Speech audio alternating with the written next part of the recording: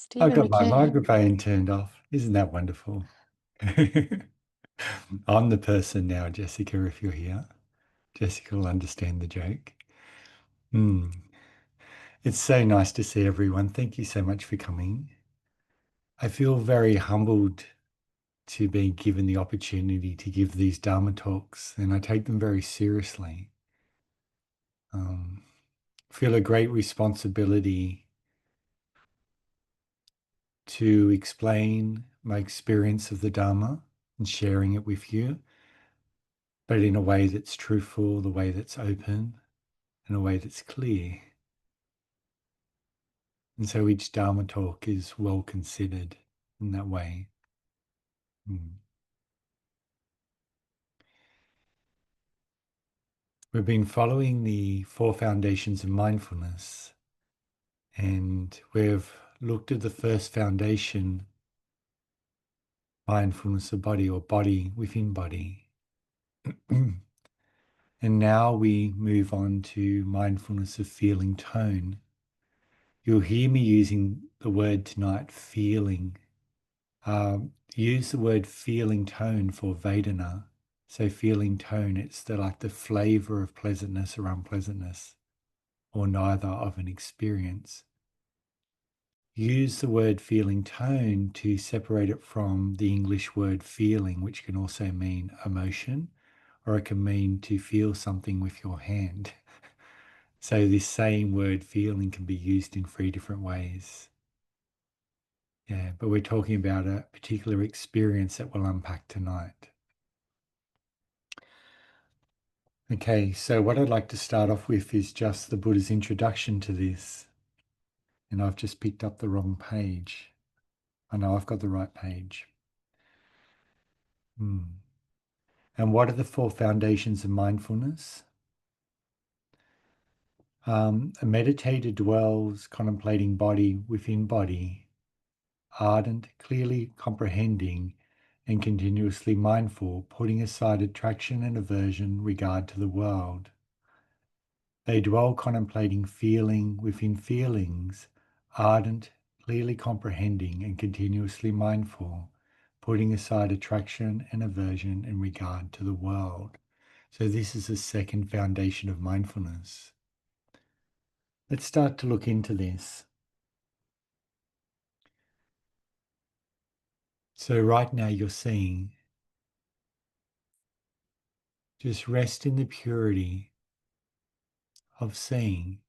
And as we did in the previous Dharma talk, just look around the room and just see things.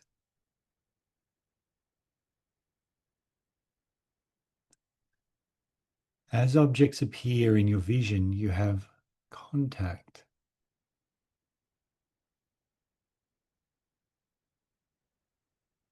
And you may also notice an initial perception.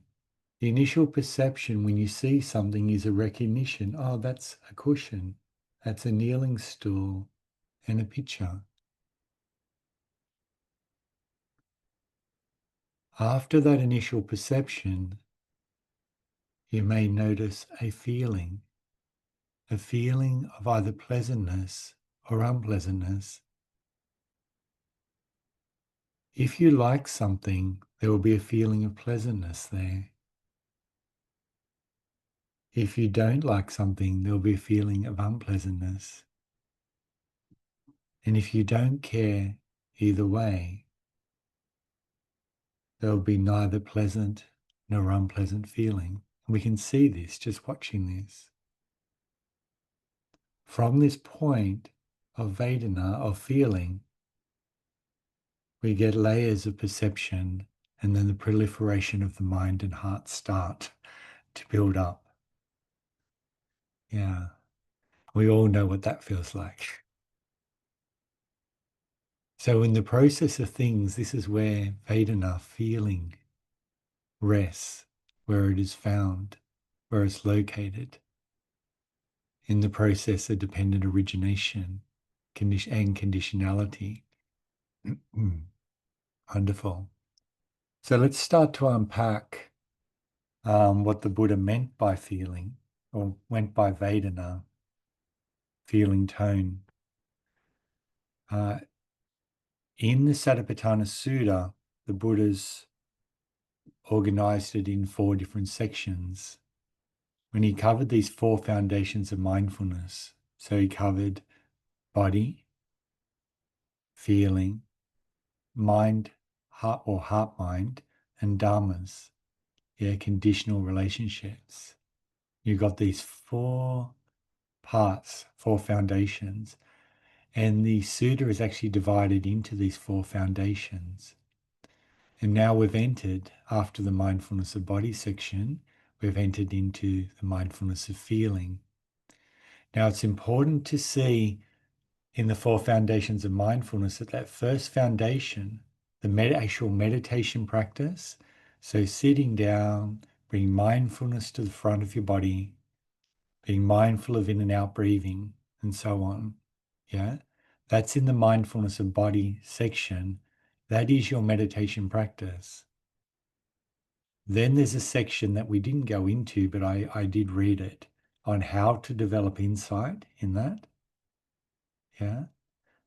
And then there is the postures section where the Buddha goes through all postures, standing, sitting, seated, standing, walking, seated, lying down. And he just goes through every single possibility, going to the toilet, waking up, falling asleep, eating, and so on. So everything else. That's your meditation practice. Yeah. The elemental qualities is next in that section. Yeah. From here, we have experiences that will arise within the frame of the meditation practice. And one of them that you will observe is Vedana, feeling, as you start to get sharper in your samadhi, more accurate in your curiosity. Okay.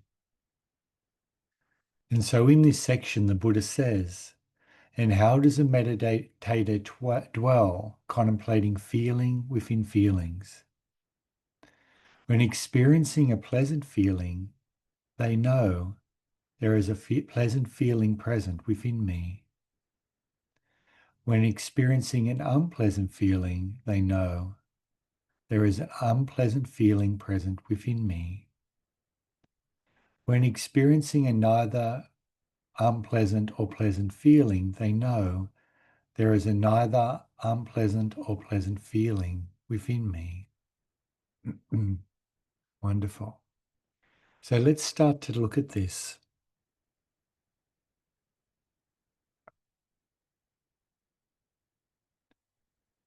During your meditation and in your daily life, you may notice that sometimes you like things. Has anyone ever liked anything before? Yeah? See a few smiles there. Yeah. Wherever you are liking something, there's a good chance that there is a pleasant feeling or something pleasant, something that feels nice about what you like. Yeah. So whenever you notice that you like something, that something's agreeable to you, something's nice to look at, nice to hear or smell or taste, nice to experience in your body, nice to experience in your mind, there's a pretty good chance that there'll be a pleasant feeling there, that you'll be able to find something pleasant, something nice about that. The way that I find the easiest way to find the Vedana, this pleasant feeling, can be understood in eating a piece of fruit. So if we eat a banana has a texture to it. When you're chewing on the banana, there's this texture within your mouth. That texture is like the elemental qualities within your body, within your mind. And associated or next to that texture is a flavor or a taste, of the banana. So our cat is snoring here, so it's making us laugh. Yeah, an elemental texture or flavor or taste of that next to that. So you have the texture of the banana and you have the flavor. So when you're eating food, the next time you sit down and eat food, chew slowly and notice there's two things. There's the texture in your mouth and there's a flavor, and that flavor can change. When we have an experience, I've got an experience of my body now. There's the elemental qualities of my body, the coolness, the warmth, the heaviness, yeah, the pressure, movement, and so on. And there's an overall flavor to the experience of just being here of my body. Yeah. Can you tune into that? There's a taste to being here. Now, there might be multiple tastes. There might be the taste around a pain in your back. That will have a taste of unpleasantness around it. But being here together as a community might have a pleasant feeling to it. Yeah. We can tune into that pleasant taste or flavor around experiences. And this is happening all the time. Now, when we have experienced a pleasant feeling, there's a general tendency within the mind to desire it, to want it. So if something is pleasant that we experience within the world or within our meditation, it's normal for the mind to feel attracted towards, to desire, to want to get more of that pleasant feeling. Would you agree? Tends to be what we look for. When our mind, when there is an unpleasant feeling present, there's a tendency towards feeling averse towards that feeling or towards whatever feels unpleasant. Yeah. So if something feels unpleasant to us, there's an aversion and a tendency to want to push away, to get away from that. Yeah. So pleasantness we want to come towards, we want more of that. And unpleasantness we want to push away. Now, some of you might say, well, that's not always the case, and that's true, but that's the delusion of the mind. Yeah. Sometimes we can be scared of pleasant feeling and we can push it away. And sometimes we can actually keep bringing unpleasant feeling up and enjoying it because it will somehow punish us or somehow teach us a lesson so that we won't do something again. Yeah. So we get this strange pleasure out of suffering. And we can do that as meditators. If I just sit here and suffer enough, then I'll be awakened. And the Buddha tried that one and it didn't work. Yeah. So we can see this tendency, there's an underlying tendency in all animals to feel attracted to pleasant feeling and averse to unpleasant feeling. Neither pleasant nor unpleasant feeling is interesting. Neither pleasant nor unpleasant feeling, the way I experience it, is there's certain things within the world that there's no feeling to them for me. And we'll look further into that soon. So the relationship towards there being no feeling tends to be one of neutrality, which isn't equanimity.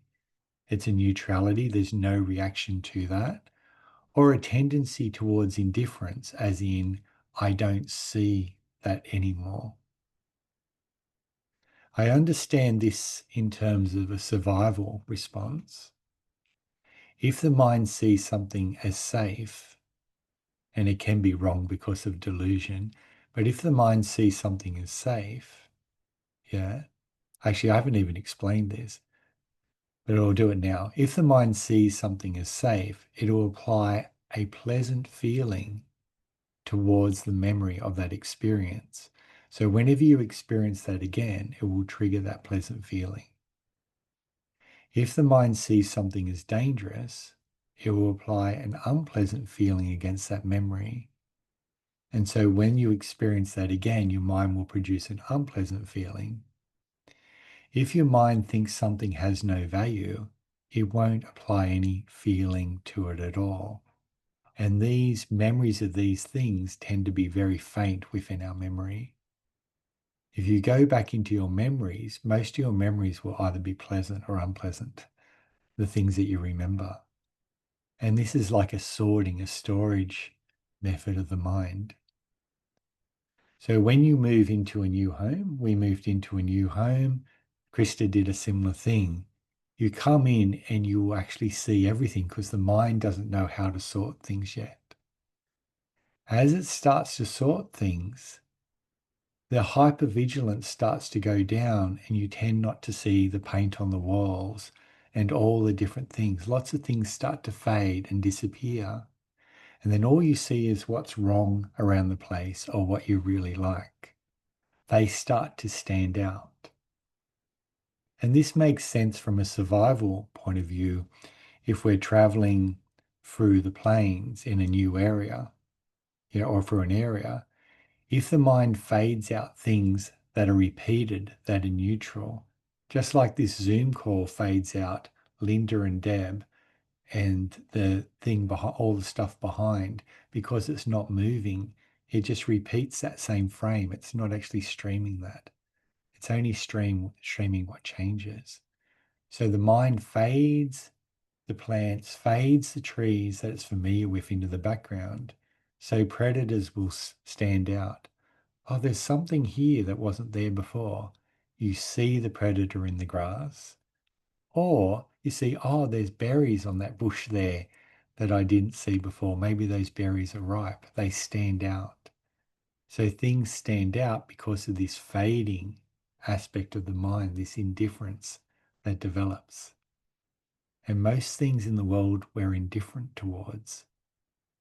And we mainly live our life just seeing what we like and what we don't like. That's what the mind focuses in on. So if you can see Vedana like that, it's functioning like that. Wonderful. If we start to look at Vedana, we can start to look at there's another aspect to it. And the Buddha talked about this. The Buddha said, when experiencing a worldly pleasant feeling, the meditator knows I'm experiencing a worldly pleasant feeling. When experiencing a spiritual pleasant feeling, the meditator knows I'm experiencing a spiritual pleasant feeling. Well, that's interesting. Worldly and spiritual. Yeah, what does he mean by this? When experiencing a worldly unpleasant feeling, they know I'm experiencing a worldly unpleasant feeling. When experiencing a spiritual unpleasant feeling, they know I'm experiencing a spiritual unpleasant feeling. When experiencing a worldly, neither unpleasant or pleasant feeling, they know I'm experiencing a worldly, neither unpleasant or pleasant feeling. When experiencing a spiritual, neither unpleasant or pleasant feeling, they know I'm experiencing a spiritual, neither unpleasant or pleasant feeling. Okay, so let's start to look at this. So not only did the Buddha present to us three types of Vedana, pleasant, unpleasant, and neither unpleasant or pleasant. Yeah, so three types. He also divided it into worldly and spiritual. Do you know it took me 20 plus years to see that? I'd read the Sutta again and again, and I never saw it because I don't think I ever heard it explained in a Dharma talk. It's something that kind of like it's easy to fade into the background. Worldly and spiritual.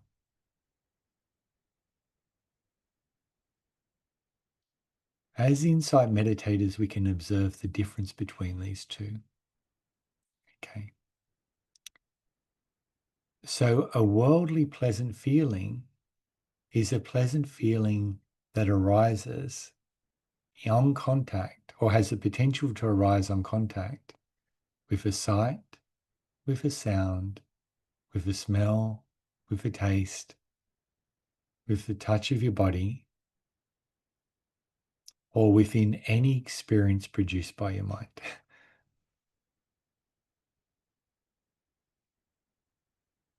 Yeah. This is on contact with. This is when the mind contacts. So even with mind experiences, so a thought, if you have a pleasant thought, that pleasant thought is a worldly pleasant feeling attached to that thought. So if I'm daydreaming about something, what I'm doing is I'm enjoying, my mind's enjoying, chewing on and eating a pleasant worldly feeling. Has anyone ever done that besides me? Yeah. Have you ever noticed that some of these pleasant thoughts we chew on are like junk food? Yeah. Has anyone ever had an unpleasant thought or memory that their mind just chewed on? What's the flavor of that? It has an unpleasant flavor, doesn't it, in the mouth? Ooh. But the mind chews on it anyway, doesn't it? I've had some painful thoughts and my mind chews on it in this direction. It goes, I'm not getting enough juice. I know I'm going to go over the other side and have a chew and then go. And it keeps putting up different scenarios of what somebody else is saying or doing in hope of getting more unpleasant feeling. It's kind of like if I just suffer enough in this, I'm going to work this out or I'm going to stay safe. This is what I saw within myself. It was a nightmare. Now, what's important to note here is with that pleasant memory or thought, unpleasant memory or thought. And notice we don't think about things that are neutral very much. People have to pay us money to think about things that are neutral. We call it work. Yeah. Otherwise, it's all pleasant and unpleasant thoughts and memories that we bring up. Yeah. Can you see that? Now, your mind is using these Vedana as a sorting mechanism, a storage mechanism within your mind. Yeah. These memories affect perception, the way your mind perceives things. So there, after that initial perception, it causes the Vedana to be released. What's important here is all pleasant feeling within the world, including within your mind and your body, is produced by your mind. All unpleasant feeling within the world, including what you experience in your mind and your body, is produced by your mind.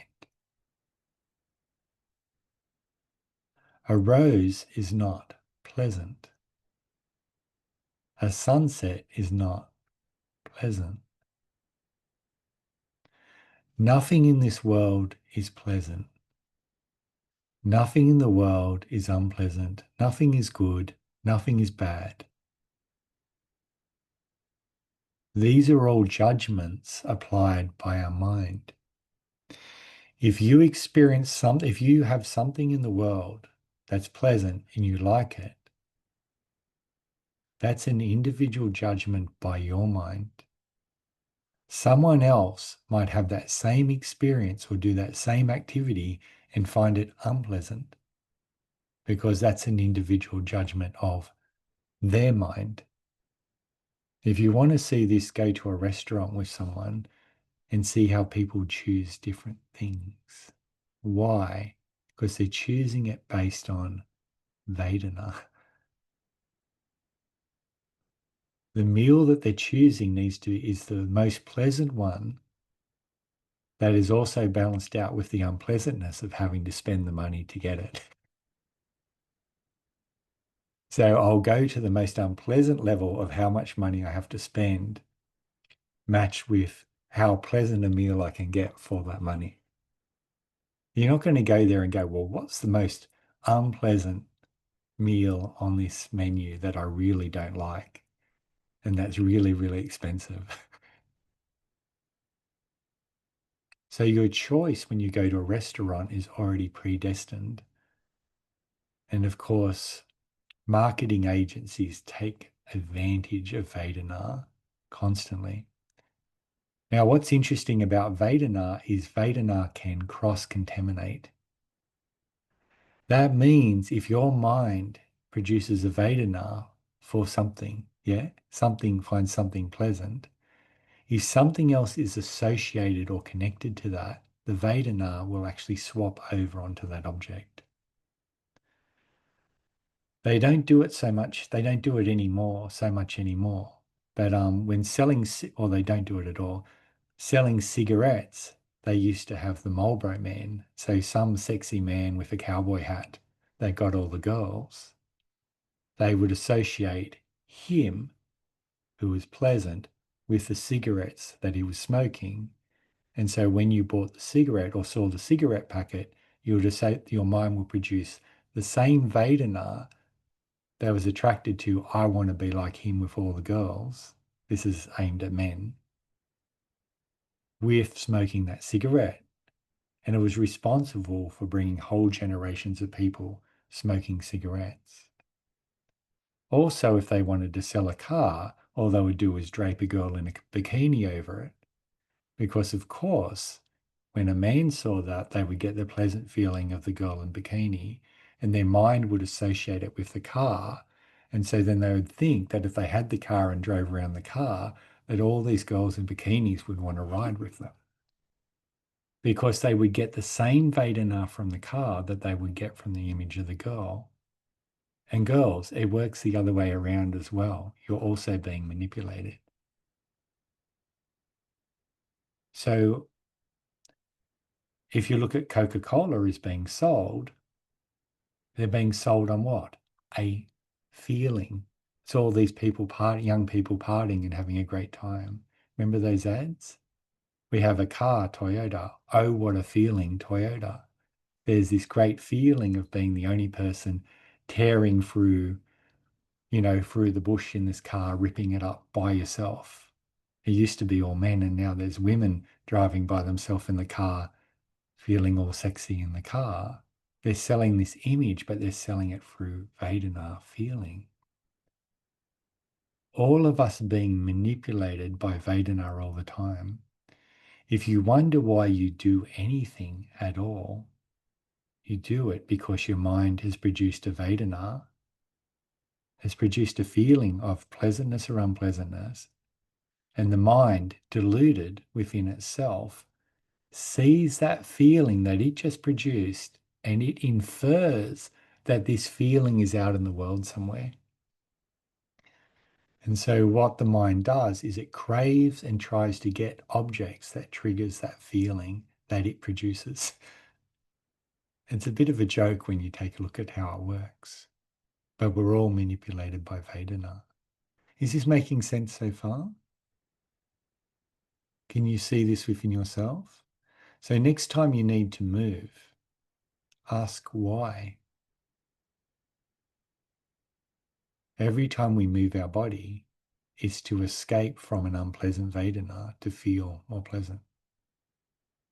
Or we move our body because we want to get from here to there, but the mind has produced a feeling to motivate that behavior.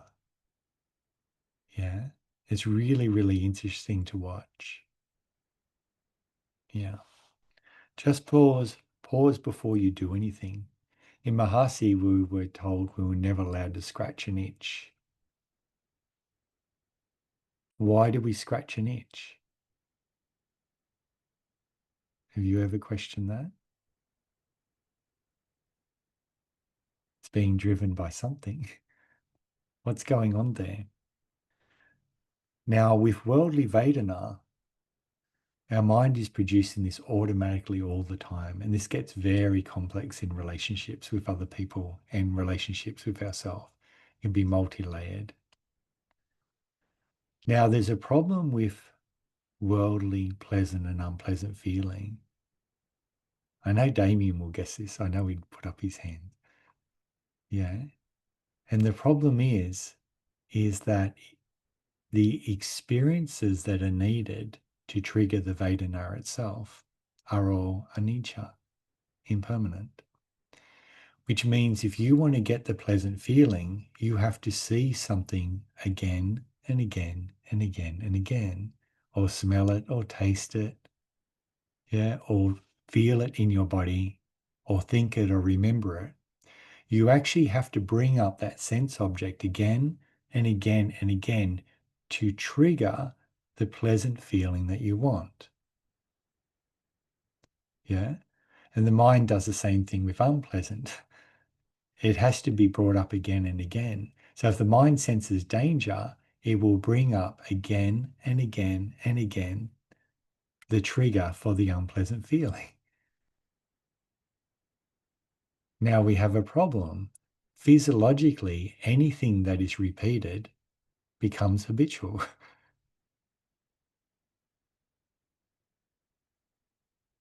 Yeah. And anything that is repeated becomes an addiction. We become addicted to the sense objects that produce the feeling. We become addicted to seeing this particular sight to trigger that pleasant feeling, to tasting this particular thing to get that pleasant feeling, to experiencing this particular thing in our body to get that pleasant feeling. Yeah. And we get addicted to unpleasant feeling too, on chewing on painful memories, on thoughts, on difficult emotions.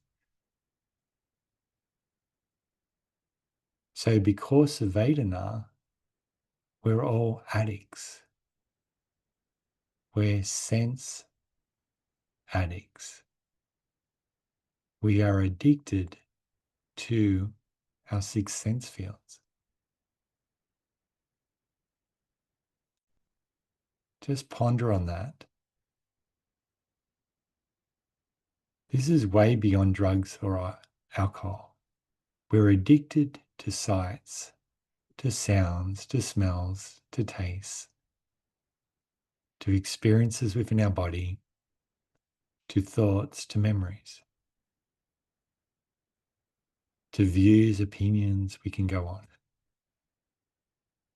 We even become addicted to our meditation practice. We're addicts. So when the Buddha gives the instructions to sit down and abandon desire for the sensory world, he's asking you to give up your drug. And if your samatha is successful, you gradually shut down the 5 and 6 sense fields. You're gradually withdrawing from your drug. So doesn't it make a lot of sense that as you begin to withdraw from your drug, you will get restless physically and mentally, you will get sleepy, your mind will start to produce an alternative like lots of thinking and memories and fantasies, something else to give the drug, something else it can get that hit from, because you're cutting off your senses. You know, at access concentration, you're really shutting this down, completely shutting it down in jhana. Mindfulness of breathing is a process of sensory deprivation to cut off our addiction to Vedana by cutting off the objects or the experiences we're addicted to. So you're going through withdrawals, and that's why the hindrances come up. And that's why recognizing the hindrances as the path and not playing the addiction game by fighting against them, allowing the mind and heart to de-addict. At the depth of the practice, we're addicted to nothing. We're not addicted to the world. We're not addicted to our mind or heart. We're not addicted to anything. But you've got to go through withdrawals, and you've got to teach your mind that it's safe to do so. That's the hard bit.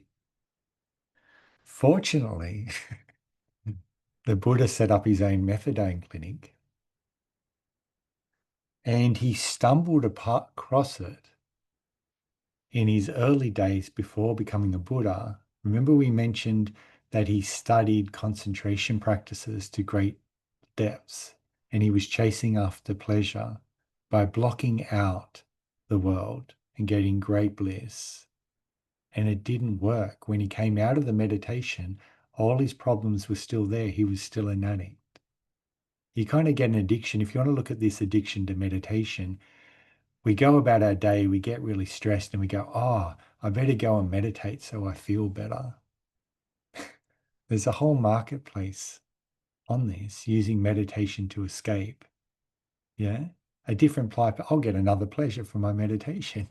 There you go. I'll get the pleasure I'm not getting in the world. But this is talking like an addict. Put pleasure in front of an addict and they'll chase after it. Get away from the pain of my life and go for my drug.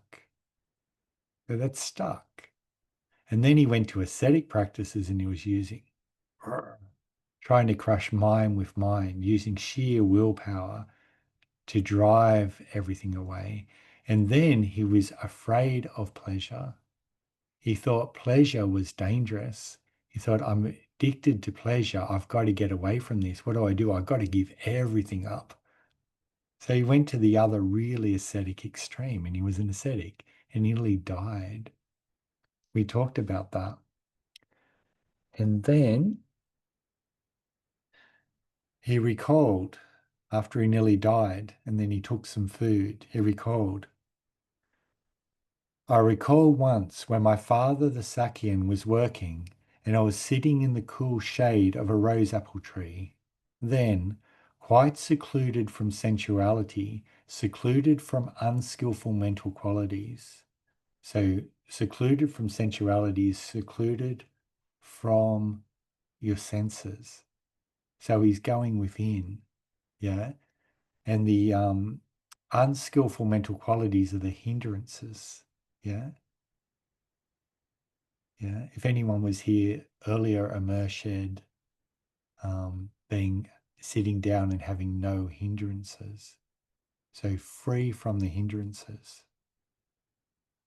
Quite secluded from sensuality, secluded from the unskillful mental qualities, I entered and remained in the first jhana, with piti and sukha born of seclusion, accompanied by applied and sustained attention. Could this be the path to awakening? Now notice he didn't enter jhana by concentrating on an object. He was actually sitting relaxed under the apple tree. As Patrick Carney said, it's nice to sit back and watch other people work in the hot sun while you're relaxing under a tree. He's sitting back and he's relaxing. I can remember doing this when I was 13, 14 and doing stillness practices. I was just relaxing back and you go into deep states. It's a state of letting go. Can you picture back to childhood when you would just relax on a grass hill with friends or something? And as you relax back, you kind of lose the world around you. You kind of go within. Yeah? This natural, deep, relaxed state we can have. Also used to do it as a child, coloring in books on the car, like laying on the floor, and then starting to just kind of nod off, and I'd be in this very relaxed state, but not asleep, very aware of the adults doing adult things and talking around, but also disengaged from them at the same time. Very pleasurable, very beautiful. But this has happened naturally through letting go, not through striving and trying to get to it. Could this be the path to awakening? Then following that memory came a realization, this is the path to awakening. I thought, so why am I afraid of that pleasure that has nothing to do with sensuality and nothing to do with unskillful qualities? Why am I afraid of pleasure that has nothing to do with the addictive pleasure of worldly pleasure and has nothing to do with the hindrances? like a desire and aversion. Why am I afraid of that pleasure? Then you decided, I am not afraid of that pleasure. And this is a different type of pleasure. And the Buddha called this spiritual pleasure. Remember that? When experiencing a spiritual pleasant feeling. Okay, let's look at spiritual pleasant feeling. The way that I experience it is this. We cannot access spiritual pleasant feeling through effort, striving, strain, desiring, wanting, forcing, blocking out, pushing away. If we do that, we get worldly pleasant feeling, which is quite agitated and brutal. It doesn't have tranquility. It doesn't have any real joy in it. Spiritual pleasant feeling is available now. Spiritual pleasant feeling is always available now. It is impossible to get addicted to spiritual pleasant feeling. Impossible. Spiritual pleasant feeling can only be accessed through relaxing and letting go, by putting down a burden, by giving up things, by giving away what you desire, by not getting what you want, by having less. Why are we observing anicca? To cause lots of dukkha? No, to teach the mind to let go of that which is impermanent and unsatisfying. Why are we observing anatta? To uproot the self? Or is it to teach the mind that I do not control this, and if I try, I will suffer? So therefore, to teach the mind to let go, to put down the burden, to own less things in this world, to be less, to have less. Look at how the monks and nuns lived in the Buddha's time. One set of robes, 3 cloths, a begging bowl. That's it. They called that the highest life, not knowing where they're going to get a meal that night and using their outer robe to hang in a tree to sleep under, to protect them from the sun and the rain. The highest life. Why? Because they own nothing.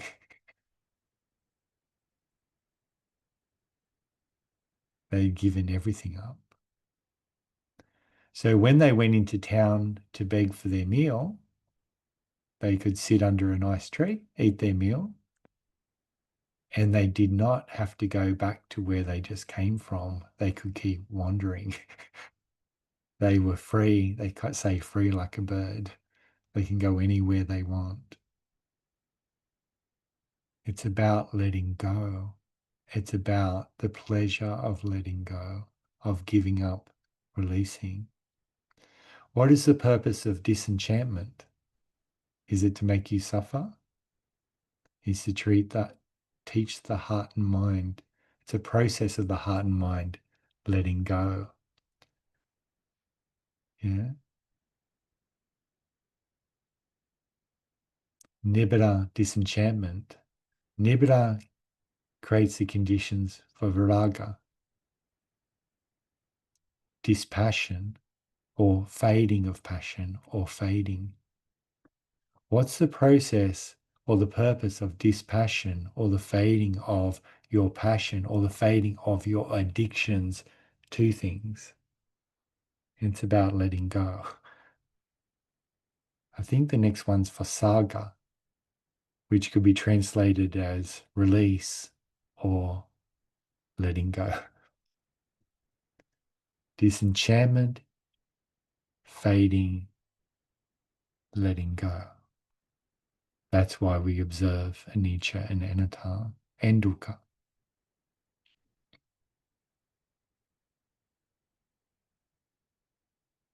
Whenever we pick anything up, it's heavy. Whenever we put something down, we are lighter. If I pick up a heavy backpack and carry it round, I am weighed down. When I take it off and walk away and leave it, I feel lighter. I feel freer. Our mind, as an addict, picks things up constantly. It collects things. It's collecting things that can give it the Vedana that it needs. But of course, everything is anicca, impermanent. So as soon as we experience it, it's gone. Everything is anatta, which means we don't even have a say in when it comes and goes. Yeah. Spiritual Vedana is like the pleasure of relief, the pleasure of going on a holiday, the pleasure of not having to do anything at all. And it begins by just relaxing your body. If you let your shoulders drop slowly and deliberately now, you'll notice it feels nice. That is the doorway to spiritual Vedana. If you use this to learn to put down things to relax in your mind, to let go of sensing, to let go of thinking, remembering, of striving, of achieving, you go through a process of putting everything down, then spiritual Vedana starts to grow. Yeah. So spiritual Vedana is only available on the putting down, release, giving up, relinquishing. The Buddha used all these words. Yeah. On the releasing of things, not on the getting of things. That is why if you try to get spiritual Vedana in your meditation practice, it will disappear and it will become worldly, unpleasant Vedana because it's coming from grasping and grabbing, from trying to get to it. And the meditators go, why can't I get this pleasure? I'm trying really hard. Well, you're triggering worldly Vedana. Spiritual pleasant Vedana only comes on release. I want you to be curious about that in the rest of the retreat. This is the doorway. This leads to something amazing. Now for the big one, spiritual unpleasant Vedana. What does that mean?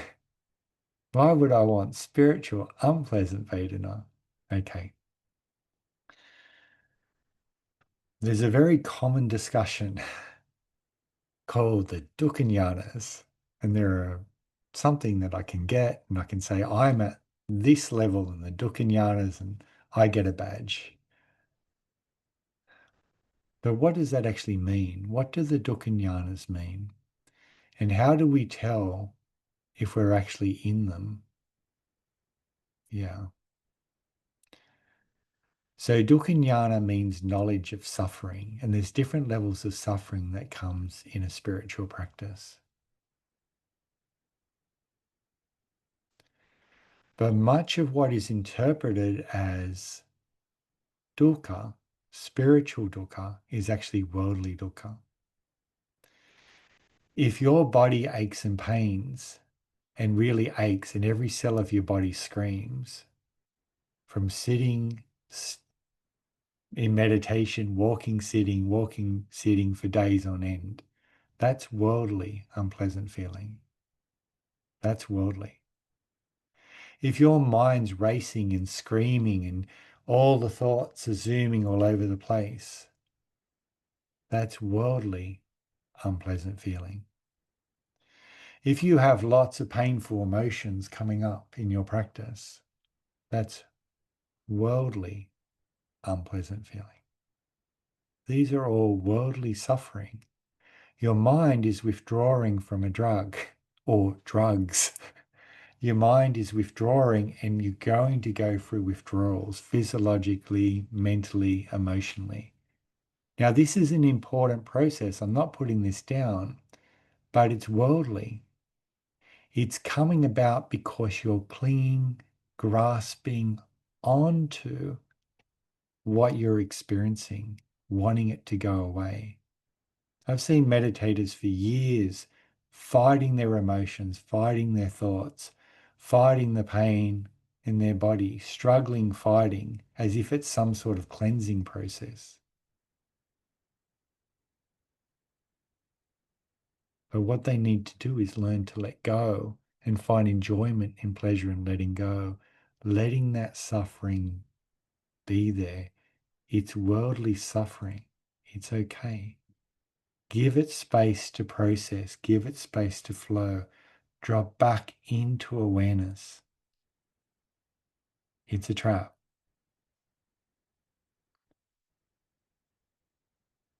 So spiritual unpleasant feeling, what does that look like then? How do I tell it in my practice and what's its purpose? Spiritual unpleasant feeling comes when the mind sees or develops a perception of anicca as primary, people and things as secondary. When the mind develops a perception of dukkha as primary, people and things secondary. When the mind develops a perception of anatta as primary, people and things separately. So what this means is the mind takes impermanence as an object rather than the thing that which is impermanent. It doesn't hear a sound of a bird, it just sees gone. Do you understand what I mean? Doesn't see a sight, it just sees gone. Doesn't see the contents of a thought, it just sees a thought come, gone. Sensation come, gone. Smell come, gone. Everything coming and going. And since the mind is resting on this perception of impermanence, it gets really unsatisfied because it's trying to get the drug and things just keep ending. And as the meditator gets more accurate on the ending of things, then their attention starts to drop off the end of that thing. When it rests on it, it collapses. And that gives a feeling of free falling, like walking down a staircase and you keep missing the steps. You stand on the edge of the step and you slide, you drop. And this causes fear and dread. But this has come from the perception of anicca. It hasn't come from the de-addicting from the senses. And much as what's interpreted as spiritual dukkha is worldly de-addicting, worldly struggle and fight. It's part of the process, that anxiety and everything we get, but it's not quite there yet. For me, the spiritual Vedana comes at the level of the characteristics.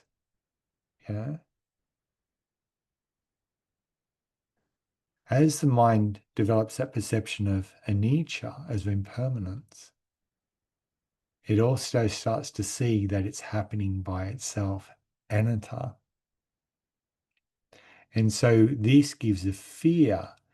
It's like Patrick Carney gave the analogy of like you're sitting in a car. Well, it doesn't really work anymore, but you're sitting in a car and you're driving along, and then suddenly you look over and you realize, I'm not actually in the driver's seat.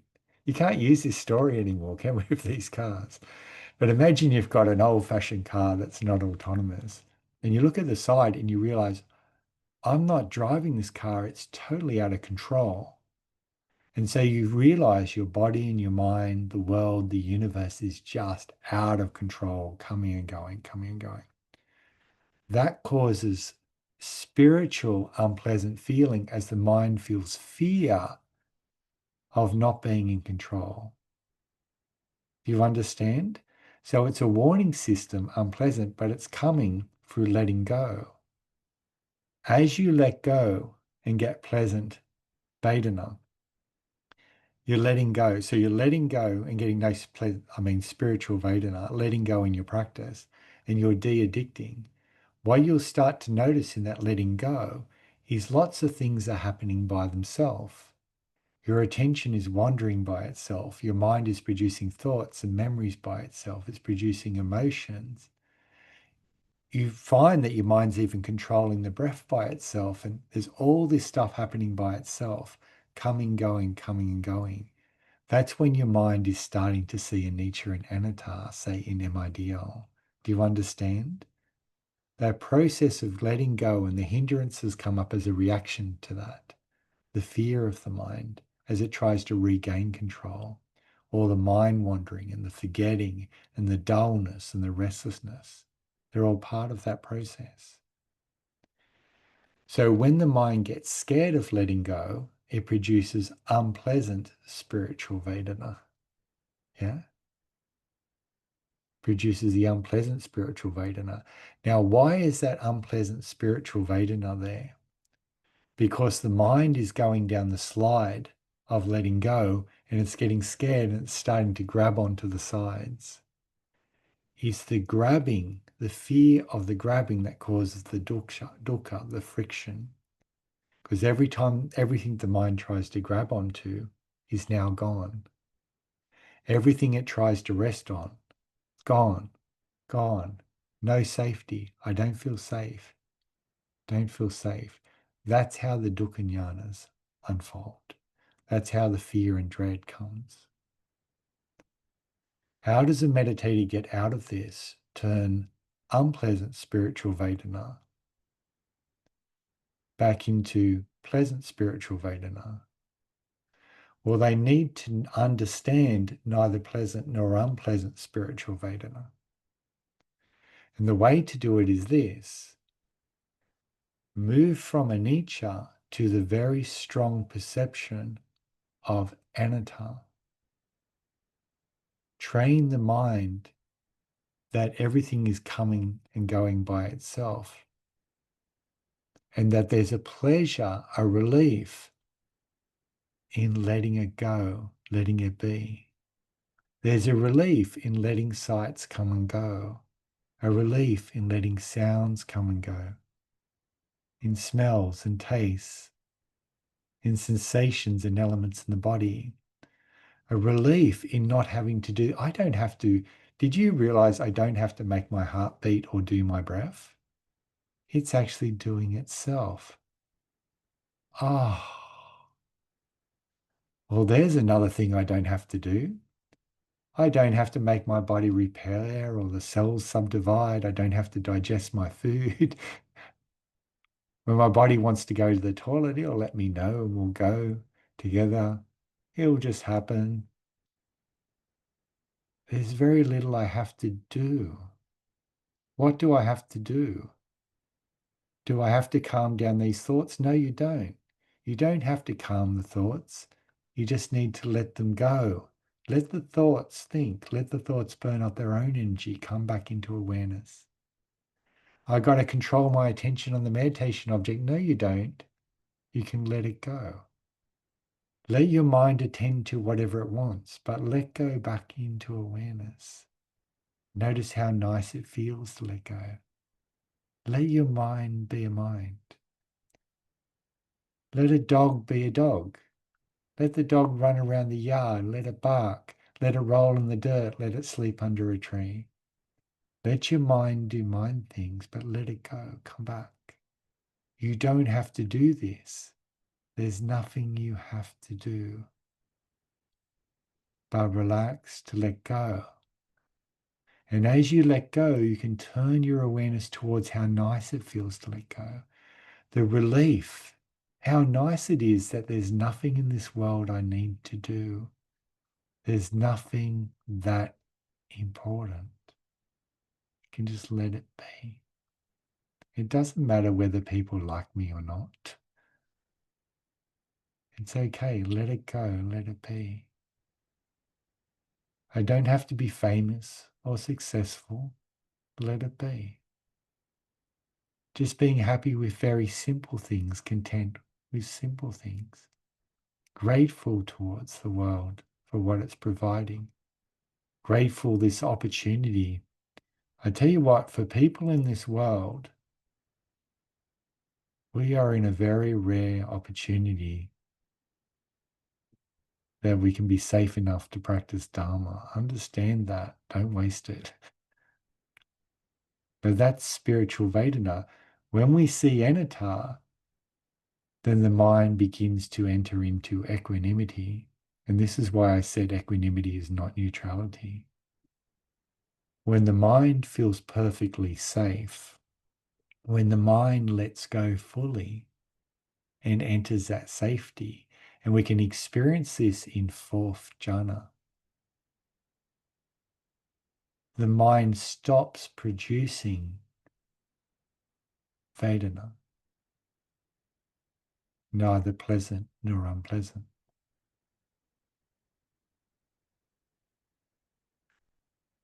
When the mind is no longer producing Vedana in the world, then we have a greater pleasure. We have the pleasure of no pleasure at all.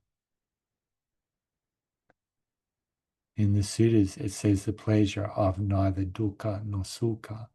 No sukha, no dukkha. So asukha, adukkha, I think it is. Yeah. No sukha, no dukkha. No piti sukha. That's all gone.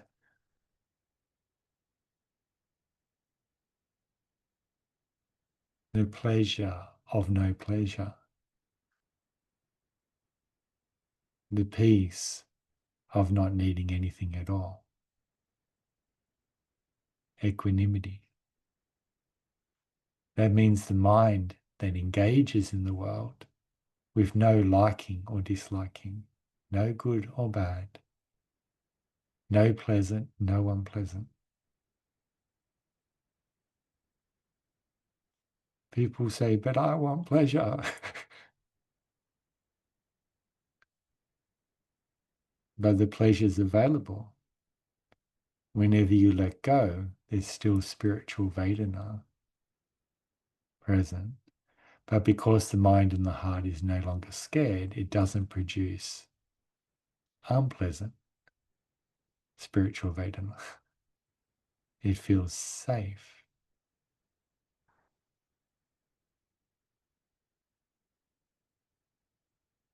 And then the heart can open in this safety. And then you can bring up and cultivate the qualities of gratitude, of loving kindness, of compassion.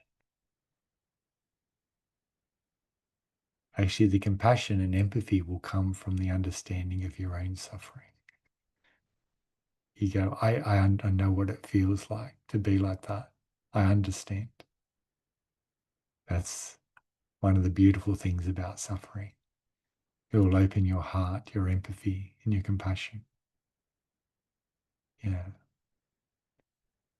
But you then engage in the world through the Brahma Viharas, through the wholesome qualities. And those wholesome qualities will rest on top of spiritual Vedana.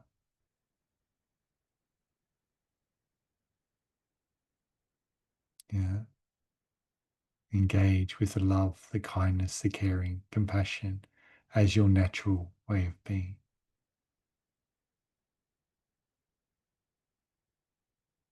And so that's the importance of Vedana.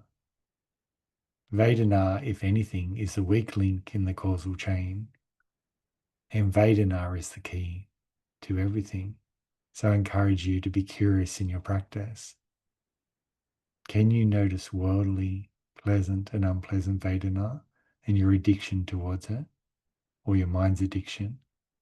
Can you let that addiction go? Can you notice pleasure in that letting go? the pleasure of relaxing your body, your mind, your heart.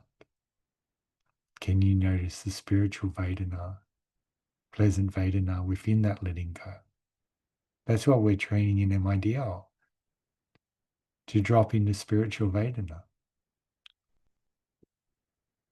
And then don't be surprised as you let go that your mind won't try to bring up its addictions again. It will try to bring up thoughts and fantasies and images and sounds and whatever it can do to bring it again, to get that drug. And your mind will at times feel scared of letting go, of putting down. And you'll get spiritual, unpleasant Vedana. But just know that's just a sign that your mind's scared. That Vedana, whether worldly, whether spiritual, is produced by your mind, and it doesn't actually exist in the world anyway. It's actually not real. It's also just a dream. And we'll leave it just there. Wonderful. Okay. So we'll have a short break here, 10-minute break for bathroom time if you like. And I'm going to be stretching out my body, a little bit of mindful stretching and some Qigong if you'd like to join me. Thank you so much, everyone. Take care.